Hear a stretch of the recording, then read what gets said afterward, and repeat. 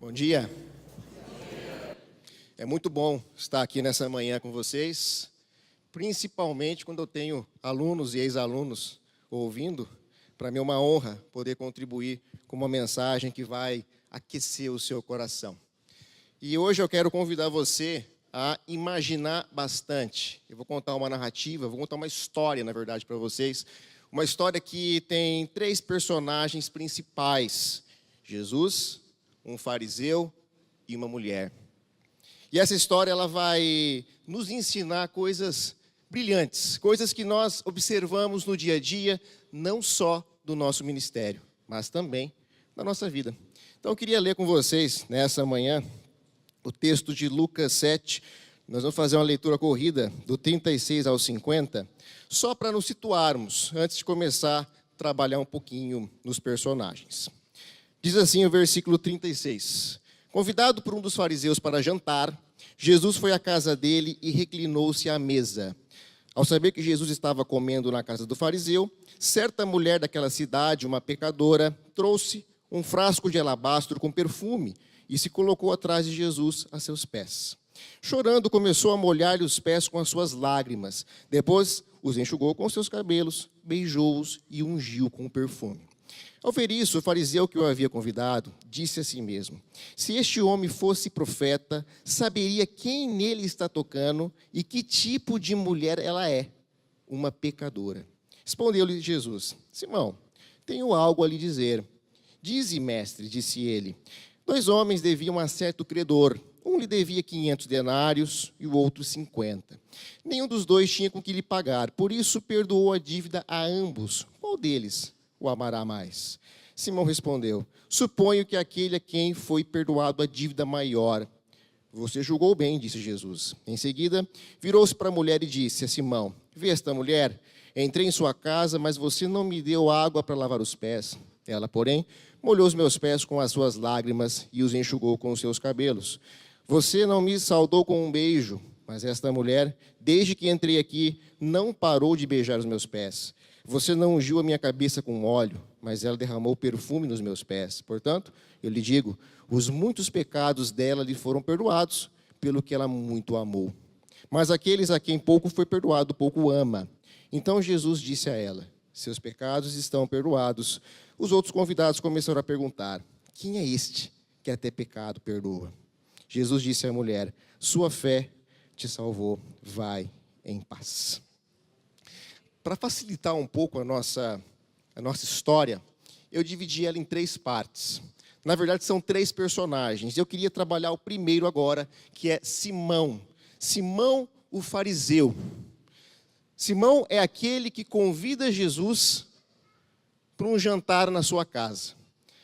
Imagine só uma coisa: como deveria ser esse jantar? Até mesmo porque nós estamos acostumados a ver Jesus, muitas vezes, em conflito com os fariseus e não jantando na casa deles.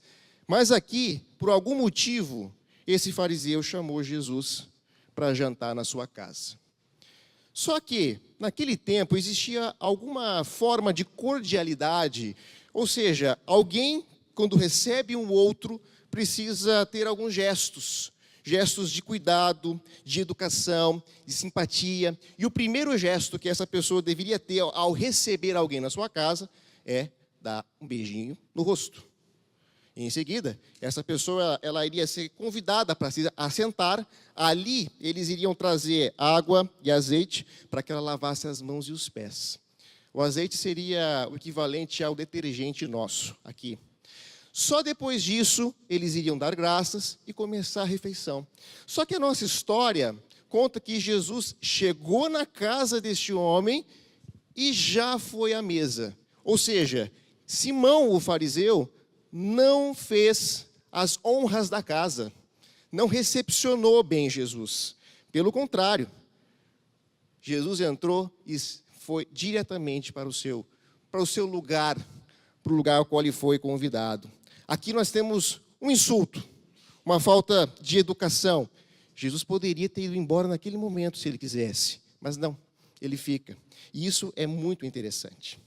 Só que durante o jantar, uma certa mulher que é conhecida como pecadora, ela se aproxima de Jesus e toca os seus pés. Imagine só, hoje eu quero que você imagine bastante. Imagine a cena, Jesus entrando na casa desse fariseu, indo até a mesa, uma mulher que não era convidada, pecadora, se aproximando de Jesus e tocando os seus pés. O fariseu é aquele que zela pela pureza. A pecadora é uma mulher impura. Pense comigo. Como que essa mulher chegou nos pés dele? No nosso contexto hoje, ela teria que entrar debaixo da mesa, né? Para poder tocar no pé de Jesus. Só que naquele tempo, não. Naquele tempo, as pessoas elas se assentavam de forma diferente. Na verdade, existia como se fosse vários sofás em formas de U, como essa imagem aqui está mostrando, e os pés ficavam tipo que reclinados para fora. Então, imagine que aquele jovenzinho ali na ponta é Jesus. Olha como fica mais fácil essa mulher entrar na casa e tocar os pés de Jesus. Não fica difícil, pelo contrário. Só que essa atitude dela chegar e tocar no pé de Jesus causa um certo desconforto ao anfitrião. Ele fica olhando aquela cena, porque a mulher não só tocava, a mulher, ela chorava fervorosamente. Ela não tinha com que enxugar os pés de Jesus, porque ela chorava nos pés dele, e ela teve que soltar os cabelos para enxugar as suas lágrimas nos pés dele. E Simão olhava para aquilo de boca aberta e ficava pensando, quem é este homem? Se realmente ele for um profeta, ele vai saber que tipo de mulher é essa que está tocando os seus pés. Só que Jesus não faz nada. Ele está simplesmente ali conversando com as pessoas da mesa, comendo, e a mulher chorando, alto, porque o choro é fervoroso, ao ponto de incomodar. Só que nós poderíamos nos perguntar o seguinte, mas por que Simão ficou tão incomodado com a atitude desta mulher, ao ponto de interpretar mal a identidade de Jesus? Naquele tempo, naquela cultura, soltar os cabelos não era algo muito legal. Pelo contrário, a mulher não poderia sair de casa com os cabelos descobertos. Um dos motivos para o homem pedir divórcio é a mulher conversar com outro homem ou sair com os cabelos soltos na rua. E aqui, essa mulher solta o cabelo, ela tira o seu véu para poder tocar em Jesus e enxugar Jesus. Só que o segundo elemento é que os rabinos entendiam que descobrir o cabelo em público é uma ofensa a Deus. Por quê? Porque isso causa para eles, o cabelo solto para eles é um tipo de excitação para o homem. O equivalente hoje para nós, aqui, de uma mulher naquele tempo, tá, gente? Soltar os cabelos em público, o equivalente a uma mulher sair de topless na rua. Aí eu começo a observar Simão, olhando aquela mulher, naquela circunstância, naquelas condições, chorando, soltando os cabelos. O que Simão pensou naquele momento? Ele fica pensando, ele não fala ainda, ele só pensa. Se ele realmente é um profeta, ele vai saber o que ela está fazendo. Simão está interpretando aqui na nossa história um comportamento. Talvez ele esperasse que Jesus repreendesse ela. Por ser Jesus, ele poderia olhar e falar, para com isso. Eu não admito tal toque. Mas Jesus não faz nada disso. Ele continua comendo e conversando. E Simão observando e julgando mentalmente. A atitude da mulher aqui poderia desqualificar, ou melhor, desqualificava Jesus na cabeça de Simão. Afinal de contas, como não ficar impuro com toda aquela ação da mulher pecadora? Esse é o nosso primeiro personagem. O segundo é a mulher pecadora. Quem que é essa mulher? Essa mulher é uma pecadora, mas qual tipo de pecado ela cometeu? O texto não diz. Possivelmente fosse uma prostituta ou uma mulher adúltera. O fato é que ela não era muito bem vista na sociedade. O nosso texto diz que ela se aproxima E ela observa que Simão não acolhe Jesus de forma correta. Então ela vai fazer as honras da casa, ela vai beijá-lo, ela vai lavar os pés dele, só que do jeito dela, de uma forma que faz com que Simão a repreenda. Só que essa mulher está fervorosa, ela está muito emocionada. Aí eu me pergunto, por que será que a mulher anônima, porque essa mulher não tem nome aqui no nosso texto, por que será que ela está tão emocionada? Por que ela é tão intensa ali, naquele gesto com Jesus? Uma possibilidade é que Jesus a tenha perdoado antes. Jesus é conhecido por comer com pecadores e publicanos. Vai saber se uma dessas refeições de Jesus com pecadores, ele não encontrou essa mulher. Se essa leitura estiver correta, e essa mulher foi perdoada antes, ela chega na casa de Simão com uma atitude de agradecimento por aquilo que Jesus fez na vida dela. Isso explica um pouco o choro, o desespero dela de estar diante de Jesus, correndo riscos. Jesus pode sim muito bem ter encontrado ela. Aqui no texto de Lucas 5,30, nós temos uma informação interessante, que diz assim, os fariseus e aqueles mestres da lei, que eram da mesma facção, queixaram-se aos discípulos de Jesus, porque vocês comem e bebem com publicanos e pecadores. Jesus tinha esse costume de fazer refeições com os pecadores. Por quê? Porque a refeição com os pecadores é uma antecipação gloriosa da era vindoura, que é o tempo do perdão. É um sinal messiânico, como Jesus dissesse para todos que estão ao redor, essas refeições com pecadores é para informar para vocês que o dia do perdão chegou. Jesus veio para quem? Para eles? Os doentes, ele disse isso. Então é muito provável que num dessas refeições Jesus tenha encontrado essa mulher e ela se achegue naquele momento, porque ela ouve dizer, o texto fala que ela ouve dizer que Jesus ia jantar na casa de Simão e ela pega o seu melhor perfume, caríssimo, um perfume que custava em torno o salário de um ano, para chegar diante dele, para oferecer algo para Jesus em gratidão. Ela está aqui contrastando com a figura de Simão. Porque Simão olhava para ela e pensava em atos lascivos. Ela não estava nem aí, ela só queria estar diante de Jesus. Eu me lembro de quando Davi dançou, quando a Arca da Aliança chegou e foi repreendido, pela sua esposa. Essa mulher aqui estava completamente fixada em Jesus. Ela queria dar algo a ele. Ela queria se aproximar dele, por isso o perfume caro. Mas não porque ele tenha pedido alguma coisa, mas porque ela ama. E quando você ama, você gosta de presentear. É tão gostoso, quando você presenteia alguém que você ama, e aquela pessoa ela recebe aquele presente, o sorriso, algo que ela esperava, seja um presente para um filho, para a esposa, para o sobrinho, para a sobrinha, não importa. Se você presenteia alguém que você ama, é maravilhoso. Então ela queria dar algo a Jesus, porque quem ama gosta de contribuir, gosta de se relacionar, gosta de se envolver. Mesmo não merecendo, ela sabia de quem ela era naquele momento, ou quem ela foi. Só que as suas atitudes certamente eram muito arriscadas. Como será que Jesus reagiria? Jesus poderia muito bem, ter repreendido ela. Mas ele não fez. E ela continua. Simão está ali, julgando mentalmente. Esses dois personagens me levam a pensar algumas coisas interessantes. Mas antes, sem deixar de levar em conta o valor histórico do evento, vamos dividir Simão e a pecadora em dois representantes, em dois tipos. Dois representantes de duas realidades conflitantes. E nós podemos estar em uma dessas realidades.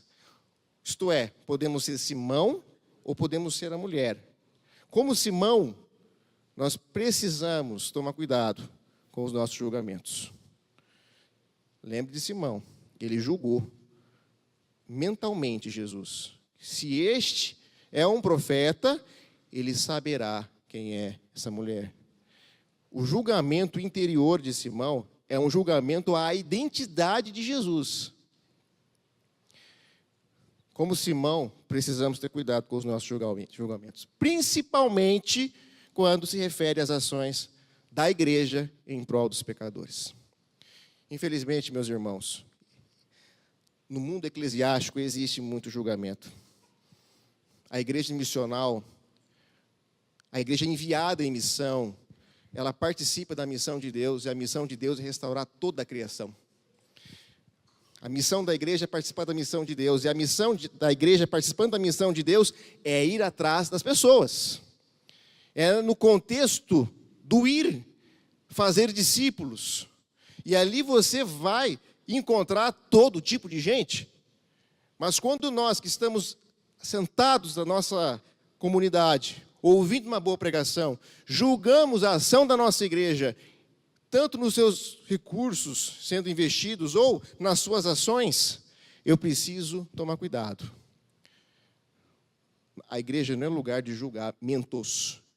Pelo contrário, nós precisamos estar assiduamente envolvidos nessa missão. Só que tem outro detalhe. A síndrome de Simão não é só julgar a perspectiva da igreja que vai, mas também das pessoas que vêm. Vem aonde? Na nossa igreja, no nosso GC, no nosso grupo pequeno. Isso é muito complicado. É muito sério. Porque muitas vezes não são os de fora que julgam, mas nós. Com qual critério? Com os nossos. Do tipo assim, quem que é essa pessoa? Quem ela acha que é? Por que ela está aqui? As pessoas, elas vêm para nós. E muitas vezes elas vêm do jeito que ela está. Qual é a nossa atitude? Acolher. Quando eu julgo uma pessoa, eu preciso tomar cuidado, porque aquela pessoa, não importa quem ela seja, ela é propriedade de Deus. Ela traz em si a imagem de Deus. Não importa quem seja, se é rico, se é pobre, se é doente, se é inútil, se é importante, todos eles possuem o fôlego da vida neles. Por isso, quem maltrata um ser humano, maltrata a propriedade de Deus. Vamos tomar cuidado com os nossos julgamentos. Muitas vezes somos Simão. Só que também podemos ser a mulher. E como a mulher pecadora, muitos de nós podem se achar indigno de estar aqui. Talvez você tenha cometido um pecado tão grande, mas tão terrível, que você tem vergonha de Jesus. Mas a boa notícia é que Jesus age com você, assim como ele agiu com aquela mulher. Como uma mulher pecadora, nós precisamos reconhecer a nossa insuficiência. E eu dou graças a Deus por Ele saber trabalhar com instrumentos insuficientes. Porque quando eu reconheço a minha insuficiência, eu dependo e confio totalmente na suficiência dEle. Por isso pense, quem nós somos? Ou quem nos representa? Simão ou a pecadora? Como que eu me aproximo de Jesus? Com a mentalidade de Simão, munidos de julgamentos? Ou como uma pecadora, ciente da insuficiência e incapacidade de seguir sozinho? Quais são os critérios ou os tipos que me representam? Agora nós podemos falar do terceiro personagem, que é Jesus. Imagine aí, Jesus comendo, a mulher tocando, o Simão julgando e ele quieto. Só que em determinado momento, Jesus ele observa Simão, e Simão julgando, né, as pessoas olhando. Se esse homem fosse um profeta, saberia quem nele está tocando, que é uma mulher pecadora. Só que no versículo 40, Jesus ele vai olhar para Simão e vai falar assim: Simão, eu tenho algo para te dizer. Se fosse eu no lugar de Simão, já fazia um buraco e enfiava a cabeça dentro. Eu imagino que ali o coração dele já estava passando dos 150 batimentos por minuto. Porque o cara está olhando, está julgando, pensando. Ele não está falando, está pensando. De repente, Jesus olha e fala, eu tenho uma coisa para te dizer. Falei, pronto, o cara já sabe o pensamento. Simão vai olhar para ele e vai falar, tá bom, diz, mestre. E Jesus vai contar uma parábola, que eu coloquei aqui no telão, nos versos 41 e 42. 2 homens deviam a certo credor, diz Jesus. Um lhe devia 500 denários, o outro 50. Nenhum dos dois tinha com que lhe pagar, por isso perdoou a dívida a ambos. Qual deles o amará mais? Nesse ponto, nós estamos no clímax da narrativa. Simão é confrontado diretamente com uma parábola que descreve o perdão livre. Só que nesse texto aqui, Jesus indica 2 devedores que não tinham como pagar a dívida. Só que Jesus também destaca a diferença entre eles. Um devia 500 e o outro 50. Só que, independente do valor, o credor perdoa os 2. Se você parar para pensar bem, você vai perceber que a parábola está descrevendo Simão e a mulher. Simão é aquele que deve os 50 denários. E a mulher é a que deve 500. Só que a ideia aqui, o propósito, não é declarar quem pecou mais ou quem pecou menos. Não é dizer que Simão pecou menos, então ele está numa situação mais confortável. Não. A ideia é apontar a distância entre ambos e enfatizar a gratidão de ser perdoado.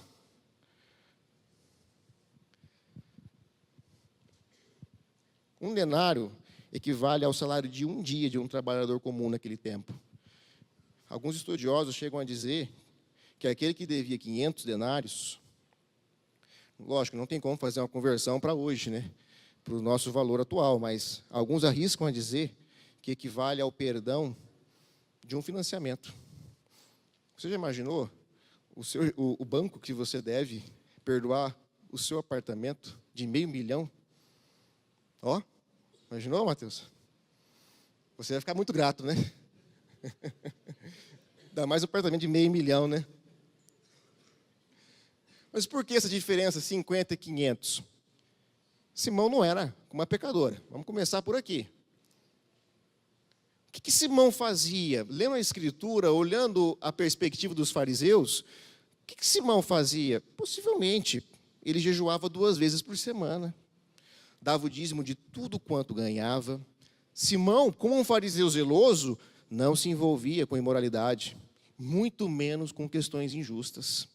Ou seja, Simão era melhor que a mulher. Talvez você se lembre da parábola do fariseu e do publicano, né? O fariseu e o publicano era assim. Os 2 foram para o templo. O fariseu, diante da oferta ali do pecado, ele está orando em pé, agradecendo a Deus por não ser como o publicano, por não fazer coisas maledicentes. Já o publicano, ele está de longe, que ele não se aproxima e nem olha para o céu, bate no peito e diz, Senhor, ó Deus, sê propício a mim, pecador. E Jesus diz que aquele publicano saiu justificado, o fariseu não. Então eu imagino que Simão, levando em consideração esse contexto, se achava melhor do que ela. Quem é essa mulher para entrar? Ou ela não era nem convidada, ela entrou na casa. Ela não podia se sentar à mesa. Só que a mulher, por sua vez, tem uma história triste para contar. Essa mulher, o que será que ela passou na vida dela? Quais são os sofrimentos que ela carregou até aquele momento? Quais as coisas terríveis que ela já fez, se ela foi uma prostituta ou uma mulher adúltera? Como será que foi essa exclusão social que ela vivia, o julgamento das pessoas? Para Simão, essa mulher é impura. E se ela é impura, é inadmissível manter qualquer tipo de relação com ela. Só que Jesus, com essa parábola, inverte o pensamento do fariseu. Durante o julgamento íntimo de Simão, quando ele está ali julgando ou confrontando a identidade de Jesus, a parábola que Jesus conta e a pergunta, quem amará mais, causa em Simão mais desconforto ainda. Por quê? Porque ele está encurralado nesse momento. Simão está encurralado, Jesus está perguntando para ele assim, quem que vai amar mais, Simão? Vai, me fala. Ele poderia estar pensando assim, poxa vida, eu só pensei se ele era um profeta. O cara não só conhece o meu pensamento, como sabe quem que é essa mulher. E a resposta é essa, suponho que quem perdoou mais. Ele responde bem. Jesus convoca Simão para repensar e dizer o seguinte, observe o que você está fazendo. Vê esta mulher aqui, ela fez tudo o que você não fez, Simão. Porque ela ama. Não fique preocupado, Simão. Você deve 50, mas deve. E você não consegue pagar a sua dívida. Fique atento, Simão. Porque essa aqui foi perdoada e ela veio agradecer. Só que você se acha melhor do que ela. Tudo isso nos leva a pensar mais uma vez, quem que nós somos? Simão ou a mulher? Muitas vezes somos como Simão. Achamos que estamos numa melhor situação diante de Deus do que os outros, porque nós não nos envolvemos em coisas imorais, por exemplo. Afinal, nós não somos como os traficantes ou as prostitutas que vendem seus corpos. Não estamos envolvidos em escândalos públicos. Alguém poderia levantar e falar assim, eu nunca matei ninguém, e muito menos roubei o que não é meu. Pelo contrário, eu vou regularmente à igreja e sou um assíduo participante dos seus eventos. Está tudo certo, não está nada errado com isso. Mas qual é a atitude em fazer isso? Cuidado com a síndrome de Simão. O Simão não nega que é devedor. Pelo contrário, ele agradece a Deus por não ser como os demais. Talvez eu dou uma aula, ou eu prego, ou eu venho na igreja, e com isso há um tipo de sentimento que me coloca acima daquelas pessoas, e eu me esqueço que o Jesus histórico, Jesus encarnado, aquele que assume a nossa identidade, estava lá fora comendo com os pecadores a fim de salvá-los. E muitas vezes nós nos escondemos das nossas cabanas com medo de nos tornar impuros ao sair em contato com os pecadores, que nós classificamos assim. Temos que ter esse cuidado com a síndrome de Simão. Não é o que eu faço.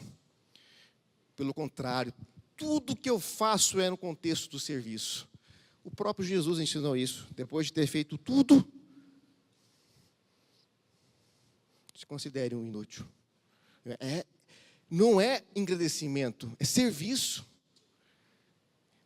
A igreja missional é a igreja que participa da missão de Deus com os dons e talentos que Ele deu no serviço. Esse é o ano que nós falamos de missão na igreja missionária. É serviço. Quantas vezes eu fui Simão, que o Senhor tenha misericórdia da minha vida. Mas nós também podemos observar a mulher.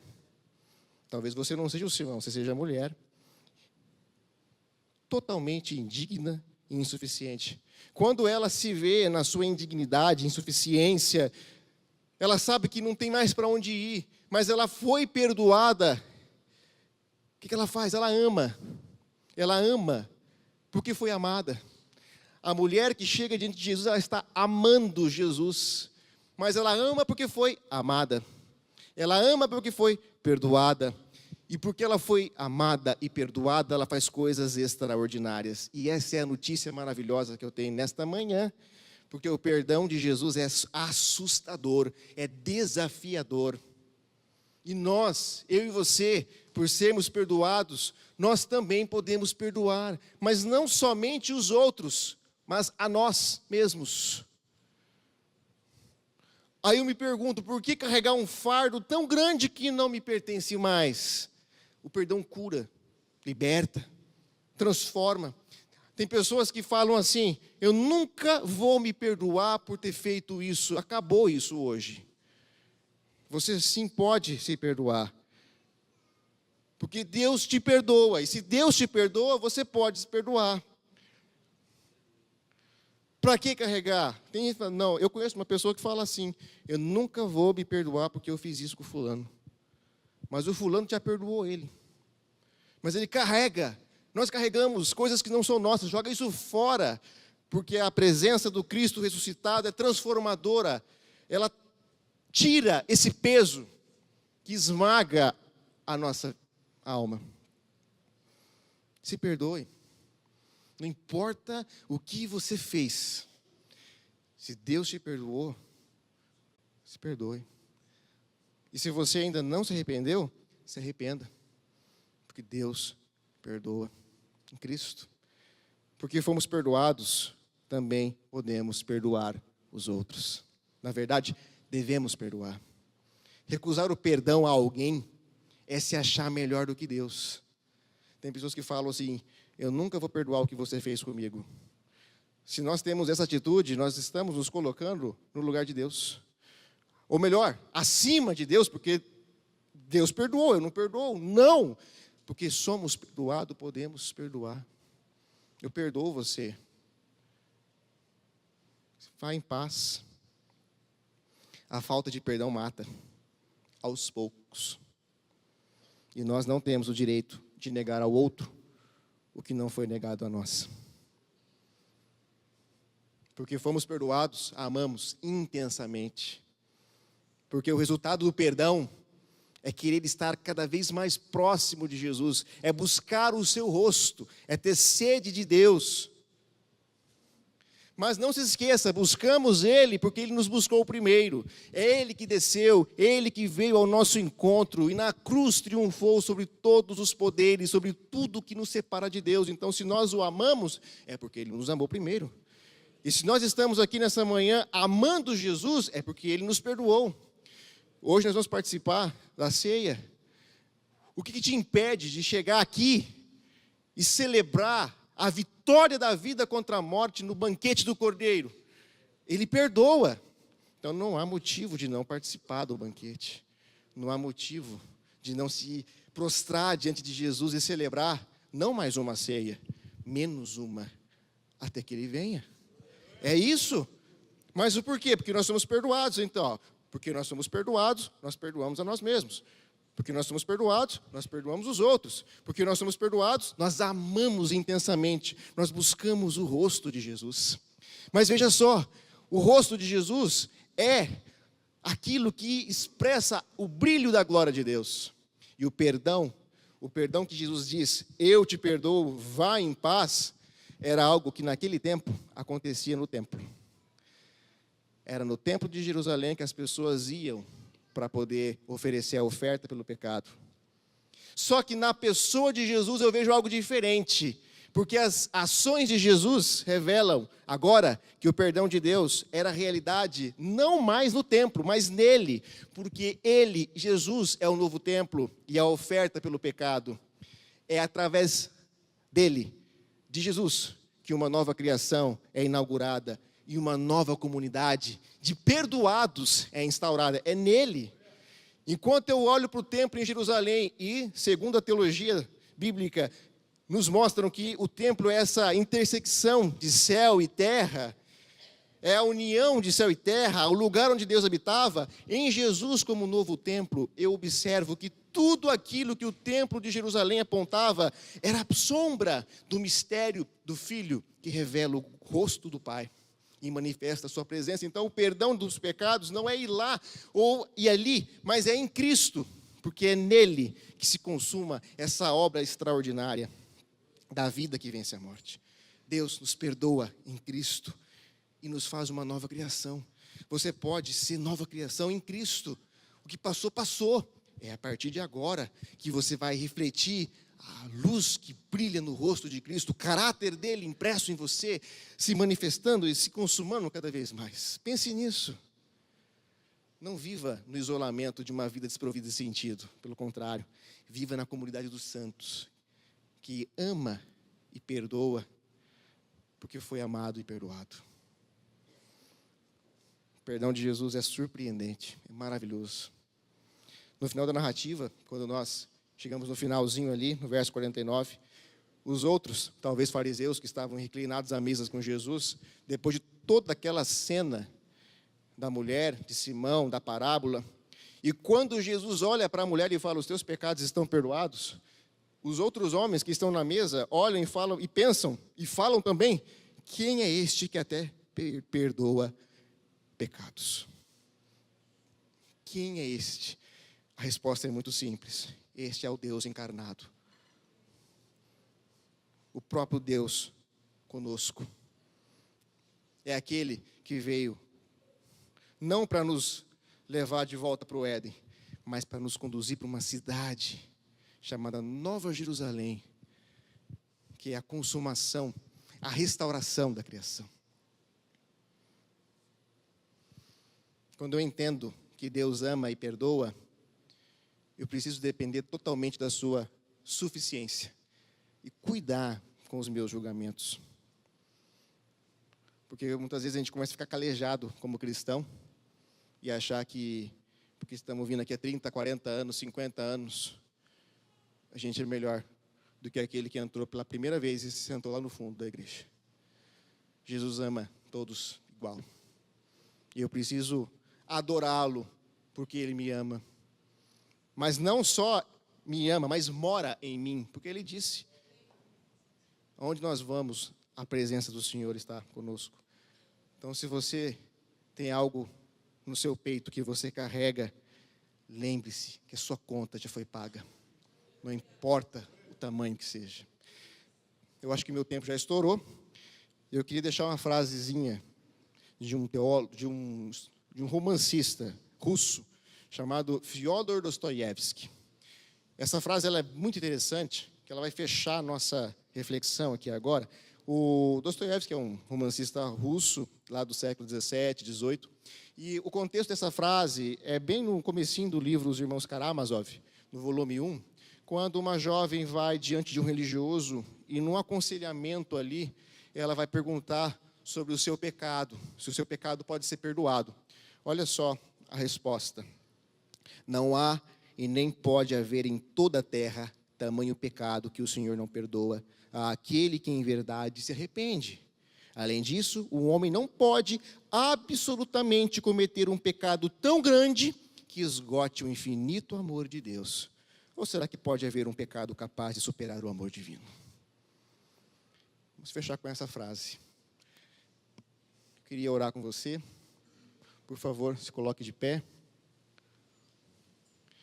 E convidá-lo para repensar algumas questões da vida e colocar isso diante do crucificado, ciente de que nenhum pecado é maior do que o amor de Deus, não importa o que você cometeu.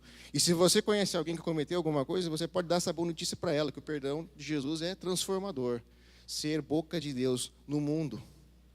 Pai, obrigado por esta manhã, obrigado pela Tua palavra que aquece e incendeia o nosso coração. Louvado seja o Teu nome, Senhor. Nós te amamos, Jesus, te adoramos. E é uma honra estar aqui com os irmãos, celebrando o Teu nome. Eu peço que o Senhor abençoe cada um. E que se alguém, Senhor, tem algo no coração, guardado, as 7 chaves, que nessa manhã entregue a Ti, porque o Senhor perdoa todos os nossos pecados.